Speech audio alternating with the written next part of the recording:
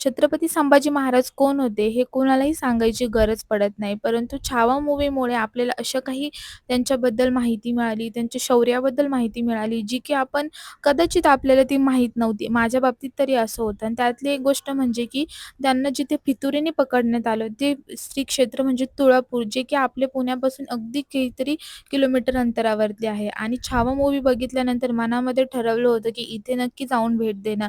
तिथे गेलो आम्ही संध्याकाळच्या वेळेस. खूप शांतता होती. आनंदमय वातावरण नाही म्हणणार, कारण की तिथे गेल्यानंतर संभाजी महाराजांच्या मूर्तीला ज्यावेळेस बघतो, त्यावेळेस असं वाटतं की आपण काहीतरी खूप मोठं गमावलंय आणि खूप मनामध्ये खंत व्यक्त होते. परंतु त्या क्षणी खूप अभिमान पण वाटतो की या मायभूमीला छत्रपती संभाजी महाराजांसारखे शूरवीर लाभलेले आहेत. तिथलं वातावरण खूप सुंदर होतं. तिथे खूप बसलो. तिथल्या आजींनी आम्हाला त्यांचा इतिहास सांगितला आणि तिथेच जवळच छत्रपती संभाजी महाराजांचे एक संग्रहालय होते. तिथे आम्ही गेलो. तिथून आम्ही खूप सुंदर अशी त्यांच्या 2 ते 3 फ्रेम आणलेल्या आहेत. त्या मी व्हिडिओवरती टाकलेल्या आहे. नक्की बघा.